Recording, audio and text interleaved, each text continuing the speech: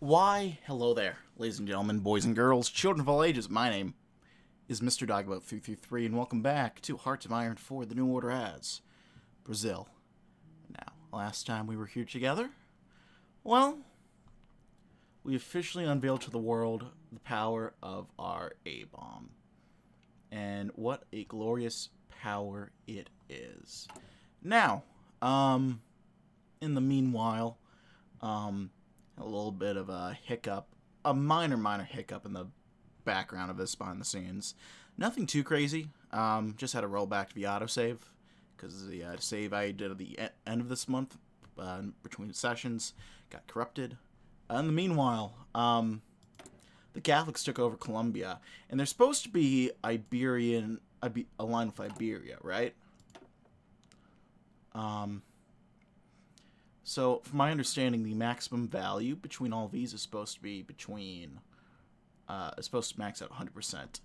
Now, I'm not a math major, I'm a history major, so I could be mistaken, but if I'm correct, 80% plus 100% does not equal 100%, that equals 180%. I could be wrong there, but I don't particularly think I am. Also, I don't know how long we're going to be, quote-unquote, narrowly behind. Oh well. Anyway, before we do a little focus on our reading there, let's go ahead and visit some places over here, starting off with Rio de Janeiro. Sitting at the western edge of the Guanabara Bay is Rio de Janeiro, a metropolis known throughout the world.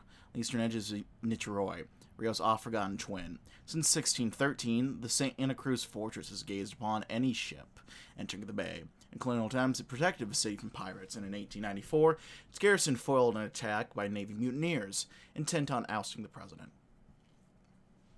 Since 1846, the enormous Maua shipyard has made Niterói the center of Brazilian shipbuilding. Over centuries since its construction, none have surpassed its size. Niterói is prosperous, but its rapid growth has severely strained its infrastructure. Every day, more than 100,000 people travel between it and Rio by ferry. Anger at this expensive and unreliable service triggered a riot in 1959, leaving residents and officials to wonder if there's not a better way to connect the twin cities on the Guanabara. Well, funny you mention that. Meanwhile, let's go ahead and visit Rio itself. Rio de Janeiro has experienced the most catastrophic flood in its history. I assume if I read this earlier, it would have been, at the start of the campaign, it would have been something different. Oh well. The monstrous storm of January 2nd, 1966 brought record rainfall over Guanabara Bay, causing flash floods and landslides that killed more than 321 people. How much did it kill them? 322? 323? 800,000? That's kind of a vague. It's oddly specific for that. With entire neighborhoods leveled, millions of dollars in property damage, and thousands evacuated, the city's entered its darkest hour, but all's not lost. Rio de Janeiro's resilient inhabitants have stood proudly in the face of a deluge. As buildings rise from the rubble and government reconstruction efforts continue, there's nothing to do but move forward. There you go. And while we're here real quick, let's do Espírito Santo. Vitoria. Situated upon a river island and surrounded by thick jungles, for centuries Vitoria was nearly cut off from the rest of Brazil. At the turn of the 20th century, it was by far the smallest of any state capital, barely exceeding 10,000 inhabitants. But mineral magnates saw potential for Vitoria, seeing its location as ideal for a new port from which to export their coffee and mineral wealth. Massive investments in the following decades culminated in the opening of a port in 1940, which is now the beating heart of a thriving trading hub. Vitoria is famous for its natural beauty, with the city's delayed development having left the surrounding rainforest intact, and its lack of heavy industry making it perhaps the least polluted city in the country. For both those reasons, in recent years, wealthy Brazilians seeking to flee the smog of other cities have poured in. Well, there we go. Let's get to it now. With degrees of separation, the contractor leans back in his chair as far as it will allow him, satisfied for what job well done. Some bureaucrats want a railway tunnel instead of a highway, but with a couple of timely gifts, it was all sorted out. Highways were the future of transportation. Surely the president would agree with him. He stands up and walks over to the balcony on his office, Niteroi itself was not much to look at, but its coast most certainly is. Looking straight and seeing the way the city bends around the sea, looking how the hills in the distance loom over it. Look down and see the deep blue, and on it countless ships of all shapes and sizes, keeping the city alive like workers of a beehive. A view worth admiring. It would be even worthy with a mighty bridge over it. An architect leans over and messes sketches on his table, a cigarette in hand to treat the headache this project was causing him. Burrito to Niteroi, that was just under 9 kilometers in length over the bay. The commissioner wants 6 lanes, so that's about 20 meters in width. Ships need to pass under it, planes over it. That's around 70 meters in height over water. He exhales a plume of smoke. This will be the biggest bridge on the continent. Construction costs will be long and expensive. There are going to be a lot of cut costs. The final design needs to be something they can't fuck up beyond repair. A driver lies on his bed, contemplating. Specifically, he drives a cement mixer. His company is about to start laying the foundation for a very big bridge across the Guanabara Bay. Someone was struggling to picture it. Who in their right mind would risk driving on a highway where, for one wrong turn, you would fall into certain death? A pin in his stomach forms as he imagined himself sinking in the truck, drowning a mix of seawater and concrete. Maybe it was time to start hunking again. A connection built by strangers. They'll all think this is fucking stupid. And you know what? They're fucking stupid. Fuck them. This is brilliant.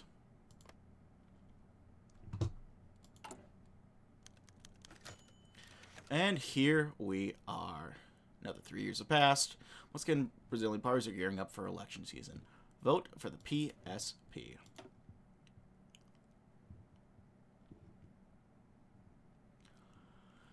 Alright, so this is our incumbent guy.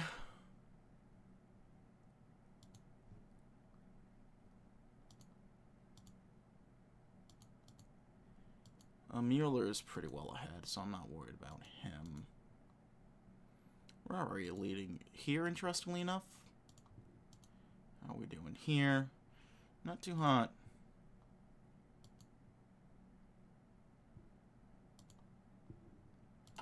You know what I'm going to do? I'm going to go ahead and fund some congressional campaigns. Let's see how that impacts us now. I'm not sure if that did anything. I'll be real.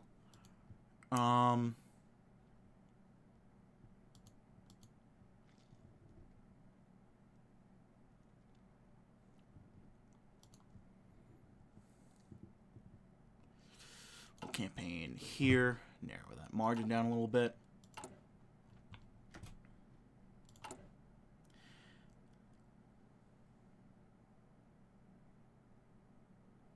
And this should help us a fair bit, I'd imagine. Prometheus. Kind of a mid-movie, I'm not gonna lie. Actually, I haven't seen it, so I shouldn't say anything. Why am I being so mean? I haven't seen the movie.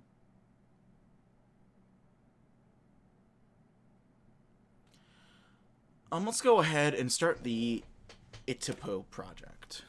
With the agreement finally complete, we can now begin construction of the Itapo Dam. If there is something that will cement Adhemar's legacy, it will be this one. With the exception of Germany's current rotting monument to nepotism in the middle of the Congo, it will be the largest hydroelectric power plant on Earth. It will provide plenty of electricity to Brazil, for not only will it generate plenty of electricity for us, the power clients will have so much from it that they'll have to sell it back to us.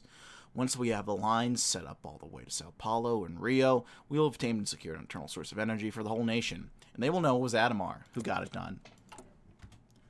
There we go. Lotto Natel tried to avoid being as heavy a drinker as many of his colleagues, but when the president himself invited you to his office to sup on some fine bourbon, you would be amiss to say no. And thus he found himself sitting in the Palacio do Planalto's velvet seats, holding up a small glass bearing 2 ice cubes, a vessel ready for the night's supplication. The president himself was in a very jolly mood. He half suspected that Adhemar perhaps snuck some of the alcohol prior to his arrival, but that was neither here nor there. The man undid the bottle and poured a generous amount into Lotto's glass alongside his own. I say as I drink some of my drink. It's just Red Bull, it's nothing too crazy. He raised it, and the amber liquid glimmered. To Brazil, into the future, as they clinked glasses together, for better and for worse. Familiar, pleasant burn filled Lotto's throat as he drank it. Adhemar seemed to handle it slightly less well, coughing slightly afterwards. But he shook his head, jovial mood returning. You know, Lotto, this will perhaps end up being my crowning achievement of all. Lacerda himself, that rat of a man. If he were to blow up this building with both of us inside, we would still have beaten him. You know why? Lotto shook his head, amused but willing to humor the president. What? Why is that? Because we put Brazil on the map. The real map, I mean, the one that decides the fate of the world. They, the Argentinians, the Chileans, all of them, they'll have no choice but to respect us now, he said, laughing heartily. Despite the jokiness, Lotto cannot help but agree. There we go. The army is still pretty worried.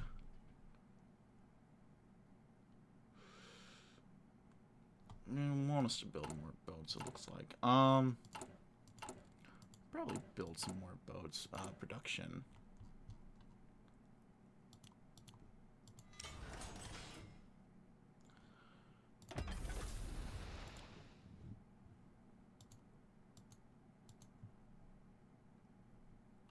No, that's not what I wanted to do. There we go. And we'll deploy these guys in Porto Alegre. And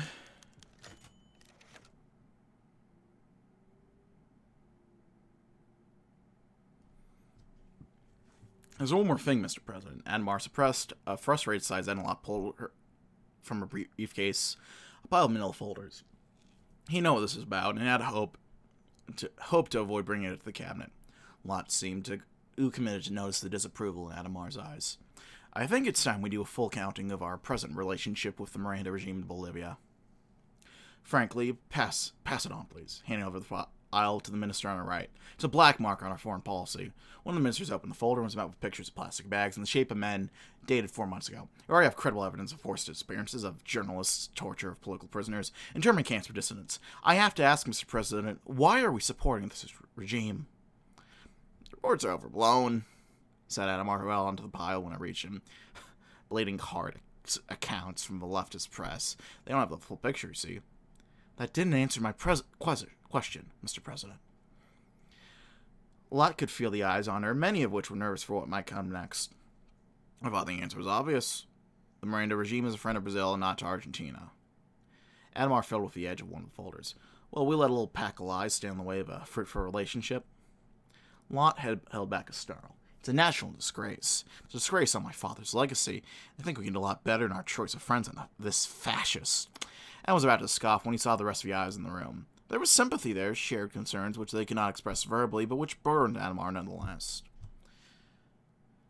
And so he put on a fake smile. Perhaps I'll give the matter some consideration, Edna. I kind of want to keep the power contested. I know there's going to be a crisis at the very end. I'm not going to bring it up in case you guys don't know. So I don't think I've mentioned it.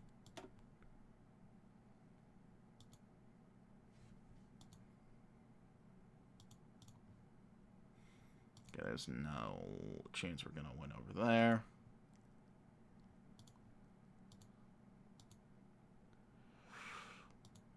Although you could in Rio Grande do Sur. Let's campaign over there. Now we're ahead.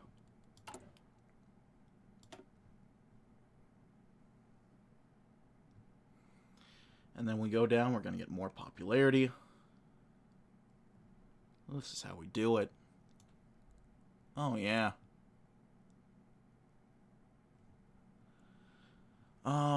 What else could give us popularity immediately? Good. Start. That's not going to give us anything immediately.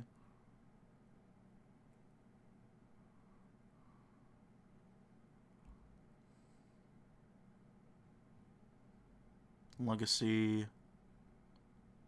Northeast stuff. That's already a little bit. We could go down to this. That would hit our popularity.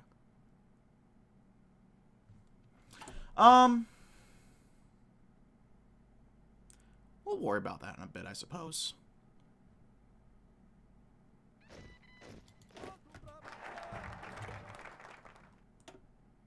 Let's go ahead. Let's get a new general going. Let's go. Silva. And then let's do the Great Statesman. Nobody can deny Adhemar has been an effective leader at home. The vast infrastructure and industrial projects that dot the landscape speak for themselves. But now it's clear. Who wasn't already? He's as big a giant on the international stage as the domestic one. Once again, someone stands up for Brazil's economic interest instead of bending over for the imperialist. Where Vargas once stood, standing firm against the Germans and American eagles, Adhemar holds the line once again. Any deal Brazil will get, as long as he's there, will be a fair one. Many Brazilian workers can only hear about the foreign capitals of the world, but every Brazilian knows that their champion is there, fighting for them every day. There we go. I'll cut our sales tax.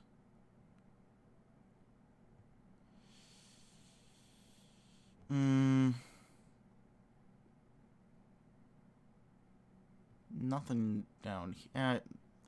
This is gonna be too far down for it to really matter. We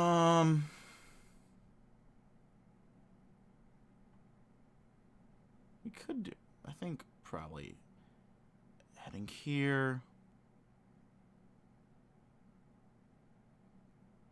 Heading down there. Oh, this is a double whammy right there. Plus we get a boost in Amazonia. I think we'll head down that path. How are we doing in Amazonia? I'll have to check.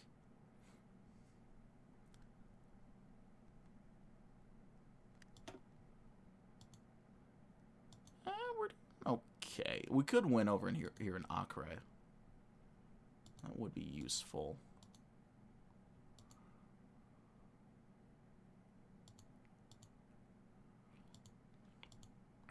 The problem with being at the top is that everyone wants to take a swing at the king.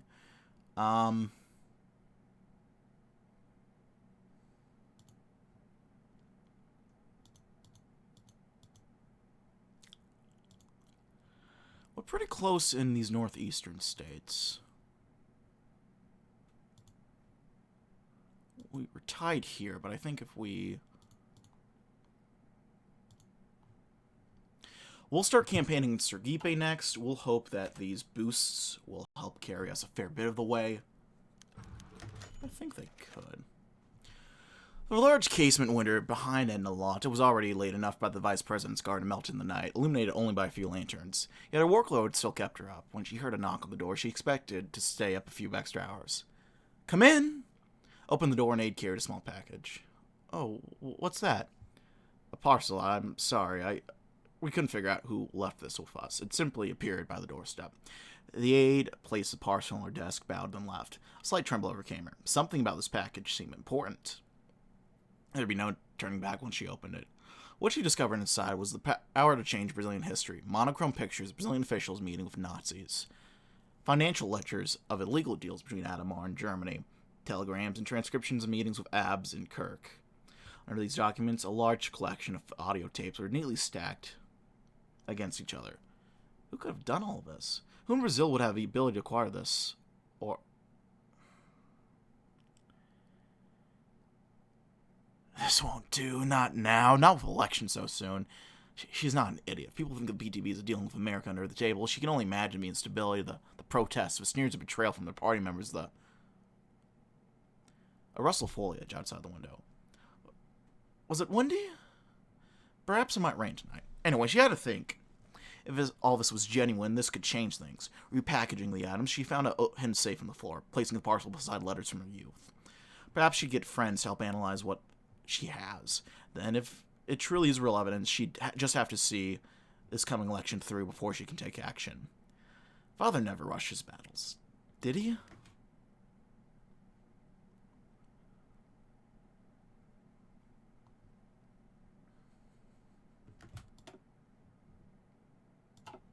Well, he wasn't, well, he was fighting the Nazis. And I guess you're fighting the Nazis now, too. I shouldn't be facetious.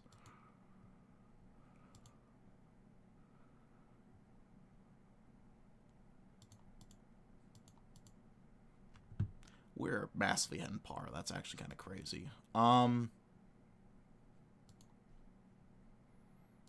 not going to worry about this one up here. This one is surprisingly close. We could probably send a campaign there next turn, and that would push us over. When our campaign's gonna be due? 22nd. We can also go ahead and put some effort towards the dam. How's the bridge? And the bridge will be done in a couple of years. Let's say Apollo line is going to take a while more. We're almost done for our healthcare system, which is nice. Oh, let's go ahead and read this before I forget. The hydroelectric dam is the fruit of Brazil's successful diplomacy with the Paraguayan government. Building the largest hydroelectric dam in the world, the dam will provide enough electricity for millions of homes and be a major boon for industrialization.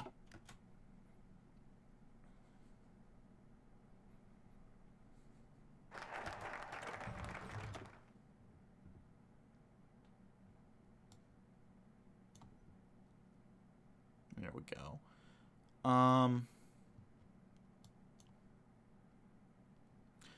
Well, we got to keep moving, so let's get to moving. Brazil's a vast country, vast in its variety of situations, some great and some less so.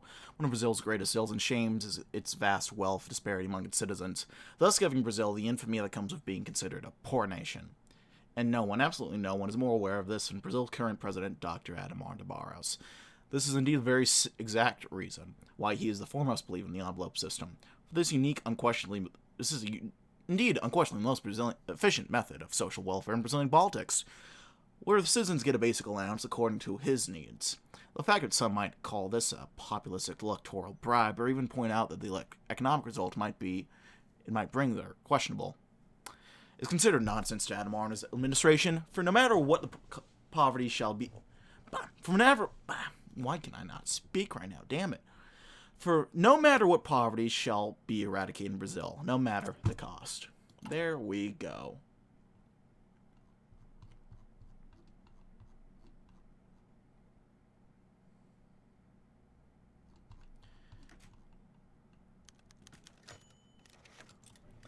Oh no. Anyway. We have some loyal officers. Meanwhile, is there any way... Let me check up on this. We need more support equipment. Otherwise, we'd crank those units out quicker.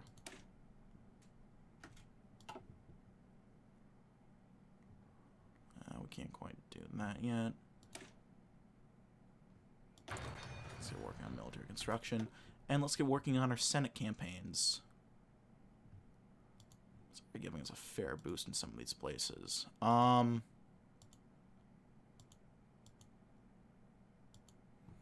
think Piranha will be our next bet. How are we doing down here? Probably campaign here next. It's gonna be a good idea.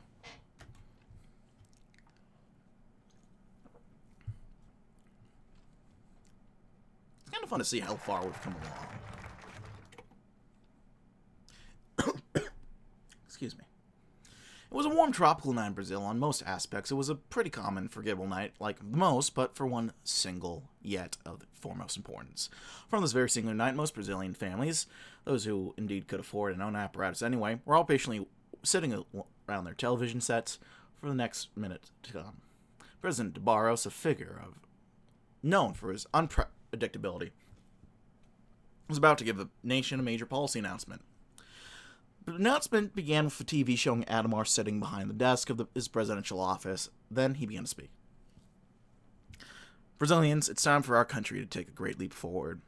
We as wise people cannot rest on laurels. My government, your people, shall in next week focus on sectors abandoned by all previous leaders, by both legislative and executive measures. It shall improve our beloved agricultural sector and make it the best in the world by giving all its workers decent social protections and rights they've never enjoyed before. The announcement gave a feeling of rejuvenated excitement to many of those who heard it. The TV announcement itself was soon accompanied by speeches and statements from local and legislative PSP leaders that detailed how Adhemar's stated goals were to be achieved. This only boosted the excitement brought by the announcement and President Adhemar's personal approval ratings among the Brazilian people. Change was in the air, and as they say, for the times they are changing. Let's do healthcare initiatives.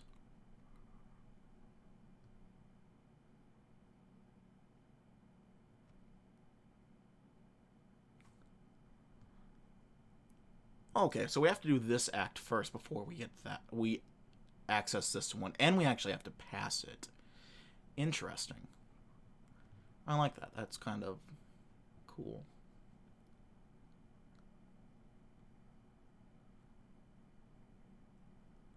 Alright, let's do some healthcare initiatives. Who's better to decide what's best for our healthcare than our leader, Dr. Adhemar? Spent his youth studying medicine and obtaining expertise in the field. Now it's time we give every hospital in the country a piece of the knowledge from our president, making them all effective and innovative. Thus, pouring more money into the pockets of our doctors will be assurance of their companionship in the march for progress.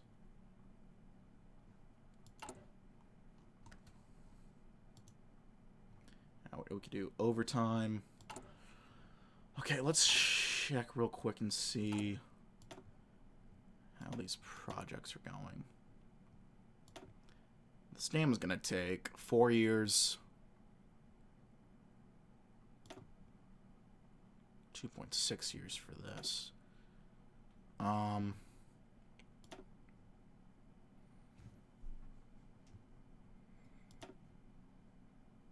This will probably get done by the time the election is over, so I'm not too worried about that.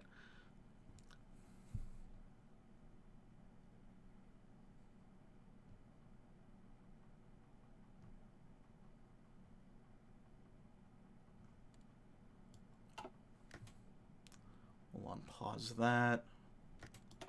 We can do another development edict. We'll expand some more logging.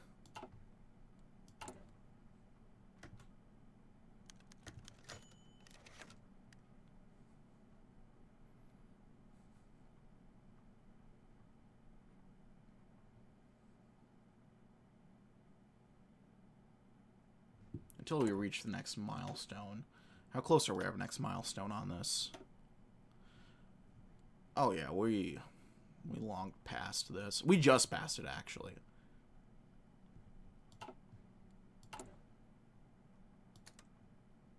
So we're covered there. Something big was about to happen. This was a consensus between the millions of inhabitants of Sao Paulo when they saw or heard about the hordes of Mitsubishis and Nissans crossing the city, crowding the streets. They may not know it yet, but know the real meaning behind the sudden fuss in the city that never sleeps, but they will soon know firsthand the fruits of that event. Carefully prepared by the president and the mayor of Sao Paulo, the city was about to witness the gatherings of dozens of Japanese businessmen coming directly from the other side of the Pacific to decide the future of one of the most ambitious projects to be planned of the state, the Rio-Sao Paulo high-speed rail. Aiming to expand the development between the main economic hubs of the country via the most advanced railroad technology in the world. After many hours of shouting and banging hammers, it was finally settled. Fujitsu Limited and Hitachi would be the main contractors for the construction of the rail and infrastructure to support it, while Sony and Matsushita had acquired the subcontracts on the production line. With the business out of the way, it was time to celebrate a historic moment for a banquet specifically prepared by chefs who cook in famous Japanese restaurants in the city. After a few dishes of traditional Japanese food and lots of sake, resentment between the businessmen were quickly forgotten in a flurry of gossip and laughter, remarkably with even more exuberance among the Guangdong delegates, who were delightfully pleased by the great success of the agreement between their upstart free firms over the Zaibutsus that dominate the spheres of business in a country full of opportunity and wealth. But what do the people evicted from their houses for this event have to say about it?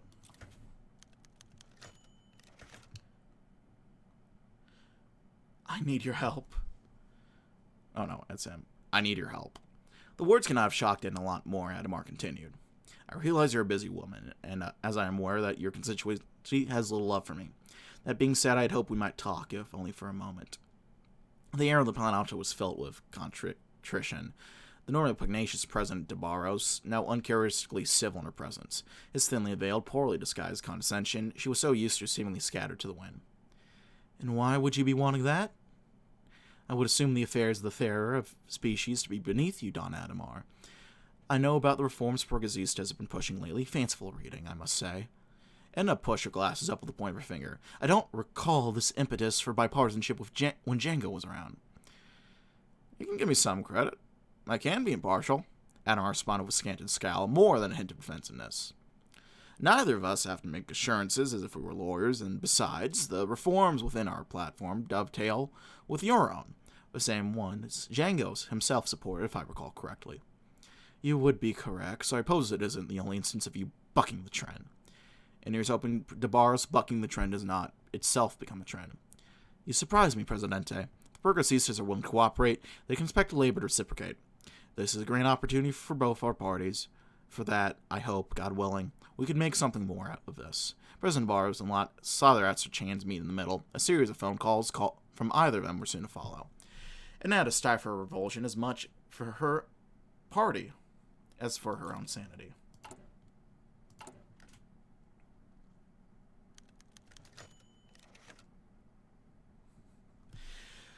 Can't you go any faster?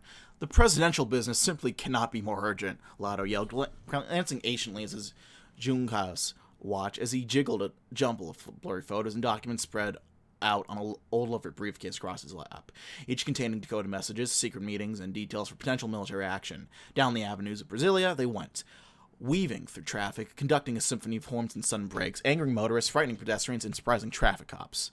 Sir, I'm sorry, but we're going as fast as we can. The driver, sweat dripping down his salt and pepper hair, always thought he was lucky to have Lotto Nepels as assigned VIP. Never did he think he'd have his life flash before his eyes again and again as he swerved into the oncoming lane to pass a stalled truck on the way to the Pont Alto. They were almost there, at least. We'll protect you from any trouble you might get into with the Policia Federal, but if we do not reach His Excellency right this instant, you and I and anyone who can possibly help you are screwed.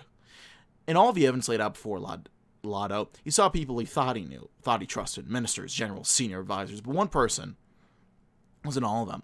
One person had to be pulling the strings here from the shadows. We're here. While the driver could breathe at last, Lotto was about to sprint for his life. Out of the polished corridors, dashing through the manicured gardens, into the lobby where he screamed, I'm going to see the president! Without even looking at the receptionist, up the marble-clad stairs, and slamming the door to the opened the most powerful office in the country, startling Adhemar from his work to utter what might be the most important words of his career thus far. Edna Lott is planning a coup!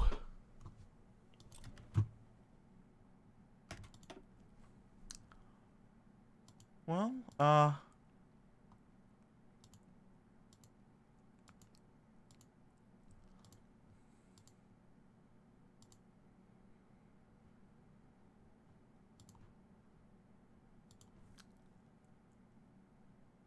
head over to Paraiba. We could probably afford to lose that seat. I'm not too worried. We could lose one if we catch up in the rest.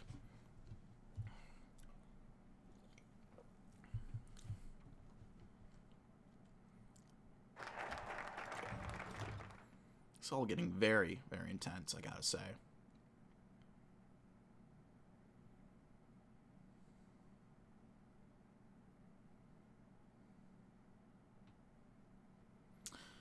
Let's do prevention over treatment. We have a long way to go in fully reforming our healthcare system, and while restructuring reactive medicine is a must, we need to put a lot of effort into developing preventative medicine. Every year, workers around the country will be examined by our own sponsored doctors by taking blood tests, teeth checks, and height and weight measurements to ensure they are healthy and ready to go to work in our beautiful country.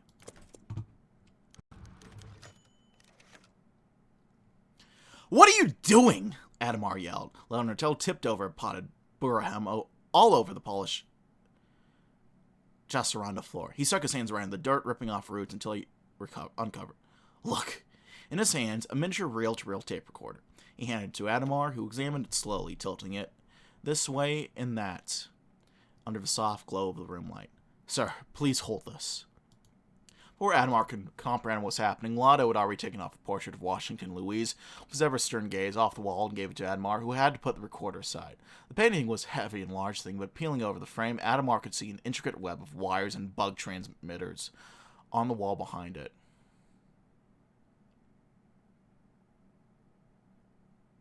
Shit. As Adhemar set the portrait down by the closed curtains, Lotto walked over to the visitor's table and unpackaged his envelope. I didn't search for the office long, and I already found 2 bugs. This room must be brimming with spy equipment. Not many have his power to get past our security. Looking out of the way, Steve Lotto picked up one particular picture and showed it to Adhemar, at a meeting with people he didn't recognize. Adhemar took a seat and sifted through all the photographs and memos. So many faces he thought he could trust, so many documents marked with FBI seals, so many names mentioned in the transcripts. This was a goldmine of evidence. Perhaps too much evidence. We need her out of office. Lotto ran a hand through his hair, wiping the sweat off his forehead. But Adhemar's reaction couldn't be any more different. A million thoughts raced through his mind, a million different opportunities. It didn't matter if these were fake or not, and they wished Edna out of office the moment she stepped in. Perhaps too much evidence was exactly what he needed.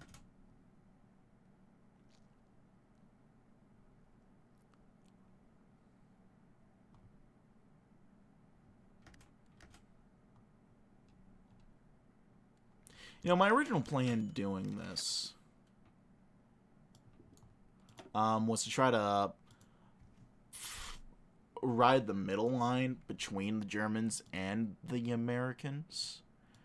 The nuclear option all the nuclear stuff kind of forced me, without me even realizing, to the side of the Americans. Now that said, I don't even think I necessarily mind, because this is fucking riveting right now. This is crazy shit.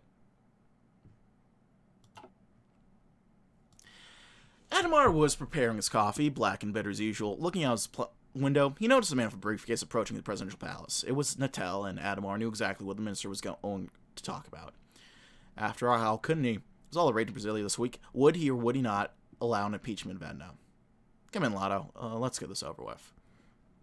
Natel opened the door and sat at one of the many chairs of the president's office. Adhemar, do you think we should do it? The bull closed the blinds of the office. He didn't want anyone to know this before he could publicly announce this. If we were to weigh in with the full weight of his evidence we possess, Natel opened up his briefcase to display the reams of photos and documents tying end of the U.S. coup plot. The smell of his coffee filled the room, and tensions were high. His choice could change Brazil.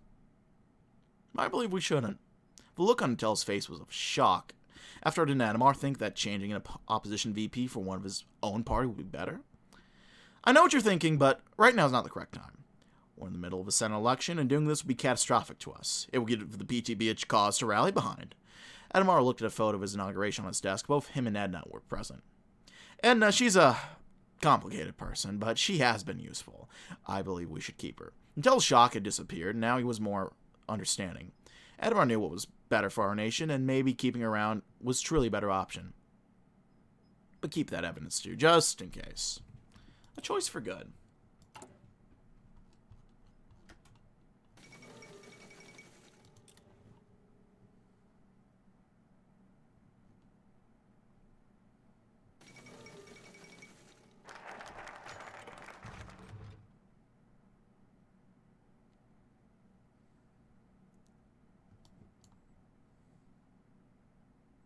Interesting.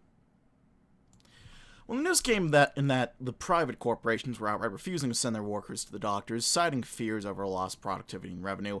Adhemar was discombobulated.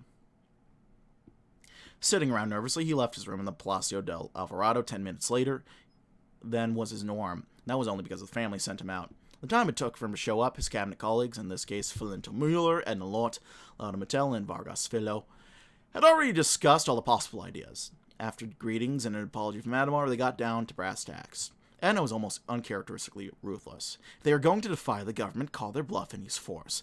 If employers do not comply, imprison them. Filinto Mueller backed her up. For the first time and last time, I can support what Vice President Lott is proposing. Mattel shook his head. Why do that and ruin... We do that and we'll ruin everything. Then we just drop the idea. Why bother antagonizing business? That Edna and Filinto glared. Natel, to his credit, did not quail before the hostility. Meanwhile, Vargas Filho simply rolled his eyes. He two are like two sides of a violently shaking, swinging pendulum. There's no need for such nonsense. Just take the simplest solution. Pay the employers for their time their workers need medical aid, and everyone will be happy.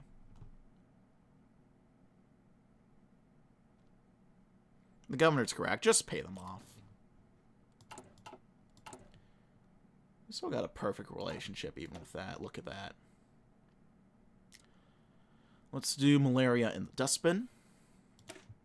Before he was one of Brazil's greatest political figures and leaders, President Adhemar was a medical doctor. As a very knowledgeable doctor, Adhemar fully knows that in a tropical country such as Brazil, there's no greater pathological evil than malaria. Thus, to him, it's admissible that in recent years, malaria was detected in all Brazilian states besides Rio Grande do Sul. So to get rid of it, his administration shall spray DDT on the walls inside the houses. And the entire Amazonas and the zones of infection in eastern Brazil continue to use chloroquine to treat febrile cases. Yeah, I don't see any issues with that.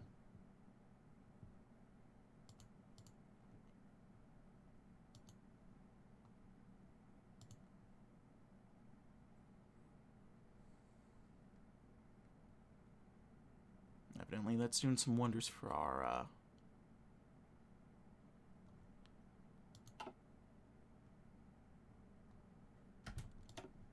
favorability over there. What do we want to do next? We're doing well here. Well here. It's time to catch back up in Guanabara. Next up, we should probably campaign in Bahia.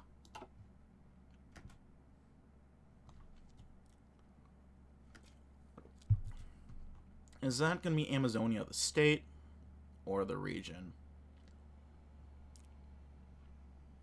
I think it's the region. Should be quite good for us, I think. Nearly 10 years since he'd left the army, and Jan once again found himself back with a gun in his hand, ironically killing far more than he ever did back in Poland. The pleasant hiss of the pesticide spray masked the unmitigated slaughter of insects and their parasitic companions. The remorse he felt was that these pests didn't speak German. In his younger years, Jan had been in a constant fighting retreat against blood-sucking hordes, first in Poland, then in the Highlands of Scotland, the waning days of Operation Sea Lion. Now a world away, he was fighting back. Many of his comrades left for the U.S., but Jan, always the intrepid traveler, headed south. Despite his middling Portuguese, the Brazilian army was happy to take him in, even promoted him to colonel. That was all a lifetime ago. Now he simply wandered the countryside, exploring his beautiful new homeland. It had been years since he'd last been at Manaus with its beautiful scenery, and almost as beautiful women. And yet, out in the greenery, something was missing. The sound of songbirds, the skittering of rodents, the clicking of crickets. The orchestra had stopped. Now all that remained was a hissing spray and the flutter of the wind. He hadn't paid much mind, though, and he would just take a little peace and quiet over a crack of gunshots every day. With a smile, Jan continued his own little war, all the while humming a Polish army tune.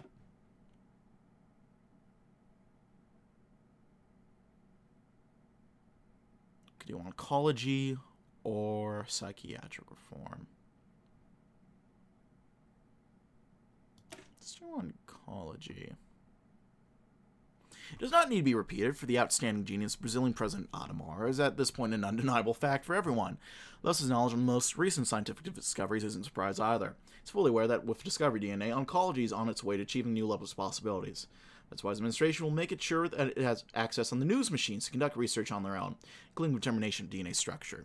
In addition to that, his administration shall upgrade Brazil's possibilities regarding radiotherapy, which achieved tremendous progress. That's why it will import a huge amount of linear particle accelerators to make Brazilian oncology up to date with the world.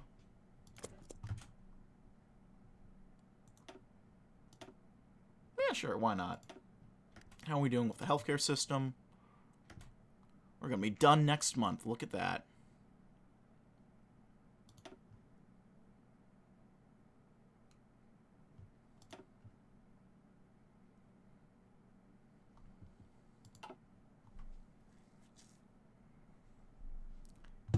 Brings a tear to the eye. Campaign back over here.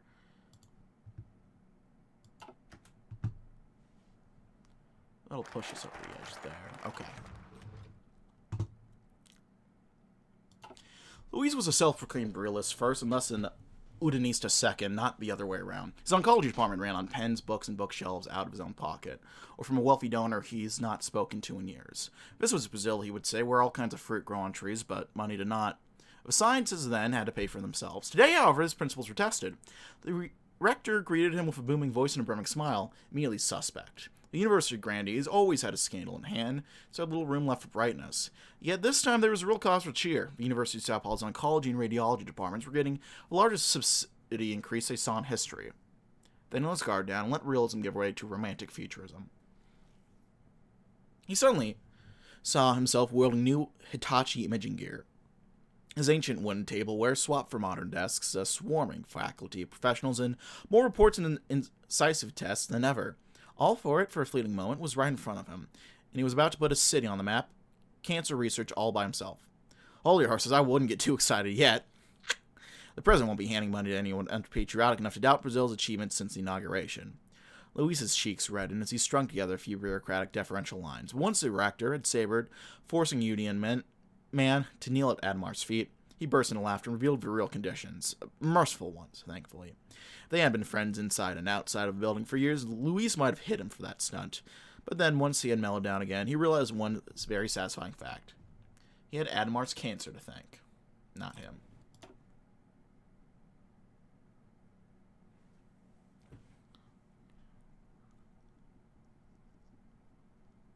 Let's go and do cheap medicine. There's no need to be repeated how deep the bonds of kinship and understanding go between President Adhemar and the Brazilian people.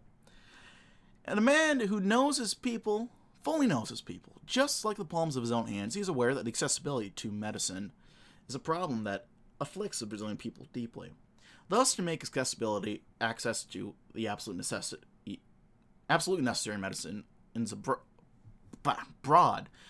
His administration shall abolish all customs duties on them and increase the import and make sure Brazil's citizens can cure themselves for an affordable price. So that in the end, when they go to the ballot box, they know that if they were cured of their respective maladies, they only have the PSP and the Adhemar administration to thank.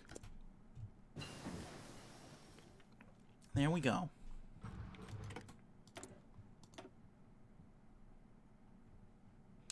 With respect to all of that, industry-wise. So working on the new generation of rifles.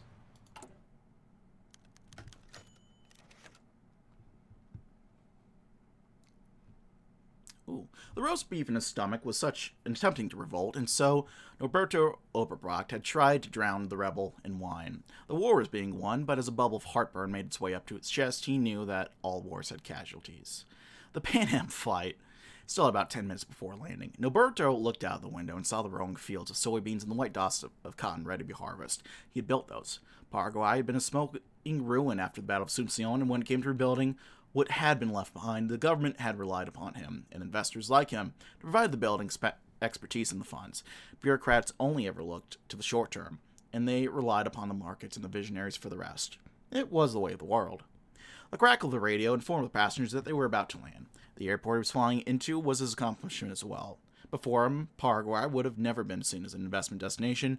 Now it had Vasilio Petrossi International Airport, only a few miles from the capital. A nexus of air travel that saw everything from tourist flights from the United States to cargo airliners bound with goods for export. Asuncion would never have been thought of as a place where a man could do business, let alone invest in everything from banks to sports complexes. Where once people suffered, now Asuncion was a destination for doctors, lawyers, engineers, and everyone with brains in their heads and ambition in their hearts. His bank account was a reward on its own, but Norberto knew he was doing good for the Paraguayans and the people around the world. A Jocelyn plane landed, gave the beef one last desperate attack, and Norberto grimaced that the war was not over.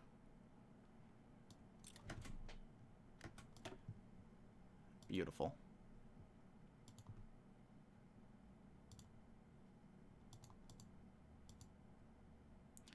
Could we flip Goiás? Maybe we could. I'm not pulling my breath over that. Piranha, we're getting close in. Acre as well.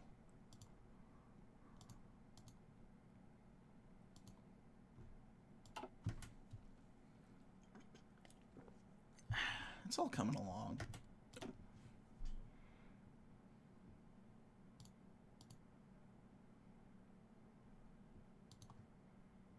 Tisk, tisk, tisk. Let's campaign again in Piranha.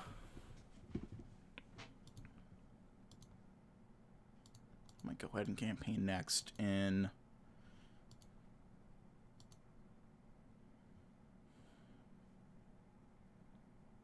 Guanabara. I don't know if we need to do Guanabara. I don't know if we need to do Acre either, but probably go in Sergipe next, just to really bolster and give us a decent lead. And there's my timer, but we still have some business to attend to. Half lit by the mercury of a streetlight, a man in a leather jacket whistled under the pitched correlated awning of a building in the middle of nowhere. A sign if a clinic with a red faded cross was to be believed. Behind him, his three colleagues, tattooed head to toe, sat in silence in the bed of a utility truck. It was past midnight in this rural town, but the gangsters had to stay awake if they were going to survive the miles of pitch-black dirt roads to deliver the goods. Then the doors gave way to a stack of crates bearing medical labels and rattling of glass files. Underneath was a frail figure in a lab coat. Ringleader stepped in front of him. Wait. Guys, take the morphine. I want to see his face. So lackeys climbed off the vehicle and took the cargo. A pair of pale, shivering eyes, no younger than 60, were revealed. You're Dr. Carvalho, right? The doctor only nodded. The gangster smiled. Hey, it's really him! He gestured to the others and blindly tossed the doctor a wad of cash for the drugs. He then began chuckling, moving away from the doctor, facing out into the nothingness. As his laughter subsided, he started scratching his ear, tapping his foot, and fiddling with his jacket. I just have to say... His voice shrank as he crossed his arms, uncrossed them, stuck his hands in his pockets. There's a little house a few blocks from there. Here. He pointed into the darkness. Around the corner with a bleached Virgin Mary mural in the mango tree. Dr. Carvalho didn't have a clue. My cousin's there. He had it bad. He told me you helped him. He rolled his shoulders, straightened his back, and then finally looked back at the doctor. Brazil doesn't have enough people like you, he winked. So, let us know if you're in any trouble. We'll be there to help.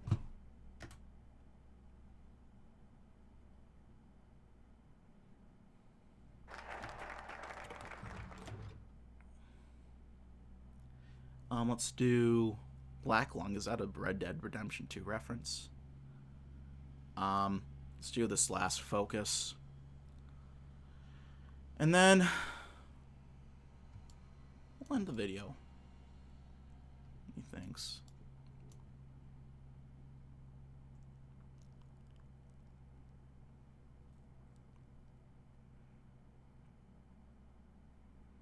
Yeah, alright. Before President Adhemar Barros was one of, if not the greatest presidents Brazil's ever had. He was an extremely lowly doctor, and as a man who's indeed extremely aware that while being a doctor or nurse gives certainly quite a huge amount of prestige in Brazilian society, that's still not enough. Thus, he feels that it is his personal mission to try to give new incentives to encourage the next generation to take part of this great mission. The greatest doctors of Brazil, Adhemar Pereira de Barros, will personally make sure Brazil's personnel gets the decent amount of money they rightfully deserve. Oh, that's beautiful. Look at all that purple. We're not even seeing the full scope of how purple things are going to be.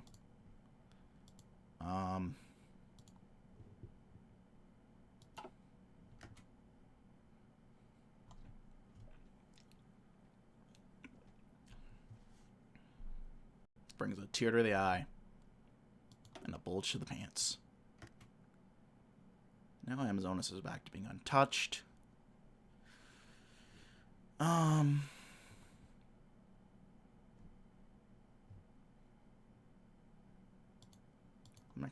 Mechanization rate's already maxed out. Southeast is strangely undeveloped, relatively, I guess. Looking at that. Let's get working on fixing that.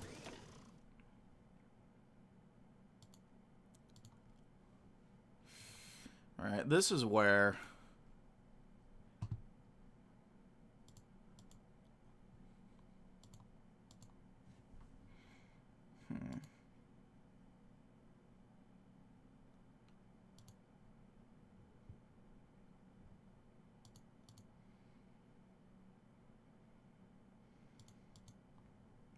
let's campaign in Sergipe, get our boost up. And then the world-class doctors should cover out a fair bit of the rest of our gap there.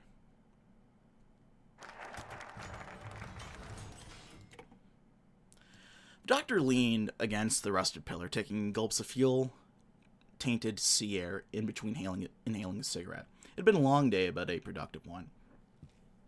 I've been coming down to the shore for years now. The state mandated inspections to prevent lung disease in the toxic environment.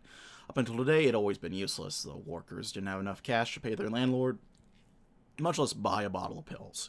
Still, he always loved the sight of the ocean. The calming buzz of activities, behemoth cargo ships floated into the distance. Things were changing, though. The price of the pills were dropping with astonishing speed. Maybe even the workers had enough gray matter left over from the chemicals to remember to take them. As the doctor slipped the cigarette pack away, he lightly tapped his shirt pocket to make sure the envelope was still there. Things weren't just improving for the workers. His clinic had been scheduled for a renovation, and that long-awaited raise he'd been approved.